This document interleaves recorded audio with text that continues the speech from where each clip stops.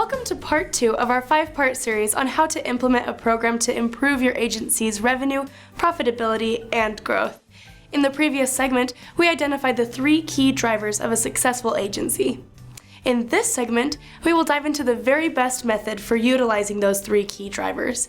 The best way to increase customer retention, obtain referrals, and identify opportunities to cross-sell is to implement a consistent program of conducting customer insurance reviews.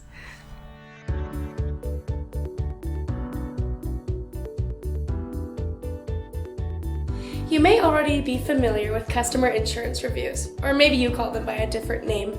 In these meetings, you'll sit down with existing clients to review their coverage and needs. You'll discuss recent life changes. Did they move, have a baby, sell a car? Do they need more or less coverage on an already insured vehicle? Do they need a life policy? When conducted properly, these meetings provide you with the perfect environment to meet the 3 objectives we identified earlier. You can accomplish your goals as an insurance agent through these simple meetings.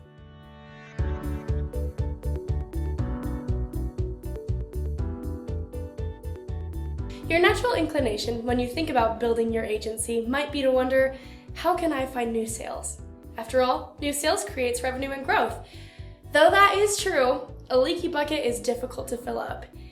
By focusing solely on acquisition, you may find that your existing clients are leaking out the bottom of your figurative bucket.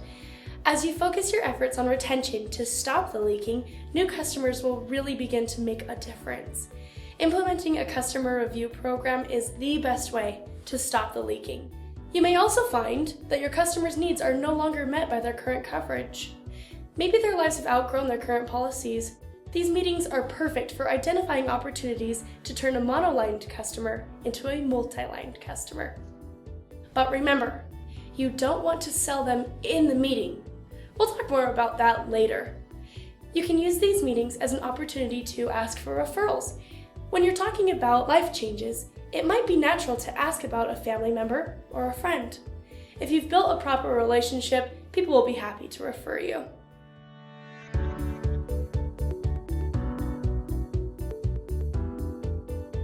Customer review meetings are not just a tool for you to improve your agency.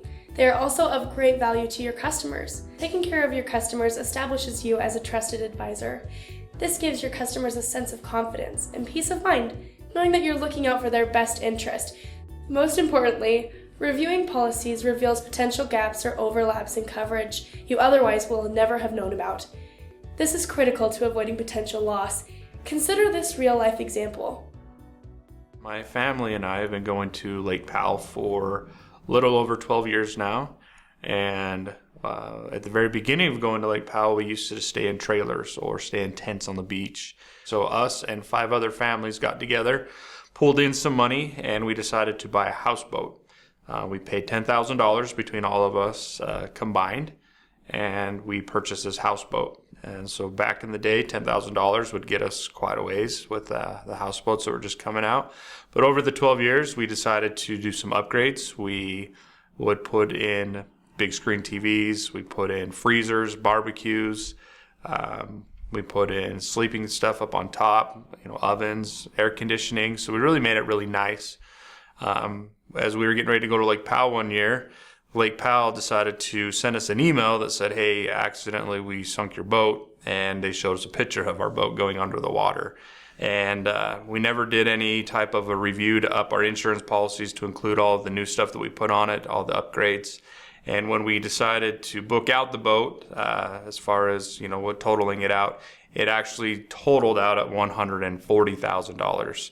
So instead of splitting $130,000 between all of us from what we did, we ended up splitting $10,000 between everyone.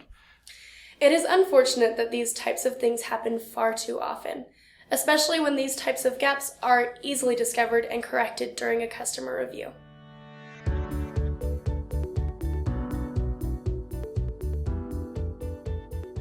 So if customer insurance reviews are so great, and they are, why doesn't everyone already do them? There are many reasons. First of all, many agents simply don't know where to start, and that's one of the reasons why we've created this video series. We've spent more than a decade working closely with thousands of insurance agents and have gathered insights and data about what makes agents successful. We have also created tools that correspond with the insights we have gathered. To help agents succeed, we want to share these tools and information, including the training needed to implement this program. Many agents do not implement a customer insurance review program because the details of doing so may not be clear. What do you do to prepare for a meeting? What do you actually say to your customers? How do you sell new policies once the customer has left the office? These are all things we'll cover in upcoming segments. Second, agencies often lack the internal resources to set the number of appointments necessary for a successful program. Even once the staff has the skills necessary to conduct reviews, it is difficult to set appointments and get a high volume of customers to come in with a consistent flow. Third, agencies are often focused solely on acquisition and waste a lot of time on low-quality cold leads. They don't understand the value in retention, referrals, and cross-selling.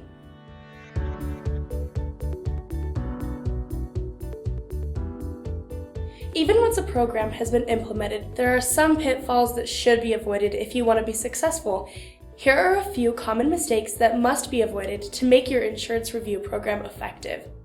It is essential to follow up on the action items you discuss with your customers. What good is the meeting if you don't take action on what was discussed? It seems obvious, but many agents fail to follow up. Do not attempt to make the meeting a direct selling opportunity. This weakens your standing as a trusted advisor with your customers. Preparation is key. You've got to review your client's policies before the meeting. If you don't prepare, it will be difficult for the customer to find value in the meeting. They won't want to come back if the meeting isn't valuable to them.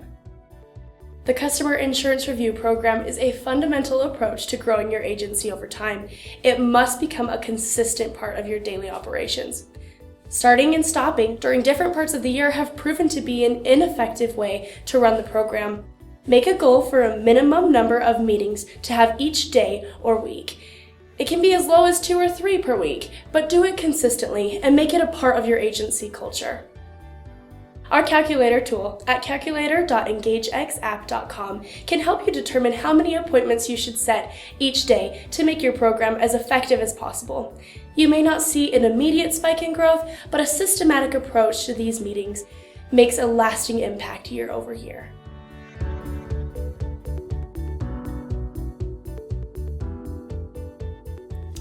To make your program successful long-term, you will follow an 8-step process with each customer in your book of business that you will repeat each year. We will cover the specifics of these tasks in the next few segments, but in general, the process will look like this. 1. Set up an appointment for the customer insurance review meeting. 2. A week or 2 before the meeting, send your customer a needs assessment worksheet to prepare for the meeting. 3. Within the week of the meeting, create a working file for the customer where you can keep notes and important documents. 4. Take the steps necessary to prepare thoroughly for the meeting. 5.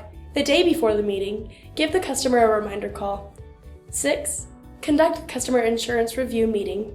7. Complete all action items that were identified in the meeting. And 8. 1 week after the meeting, follow up with additional information.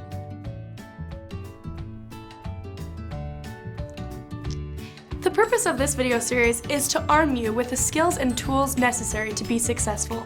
You can implement a policy review program and avoid common pitfalls by taking our suggestions to heart. In parts 3 through 5 of this series, we will explain how to prepare for a meeting, step-by-step instructions to conduct the meeting, and the proper way to follow up.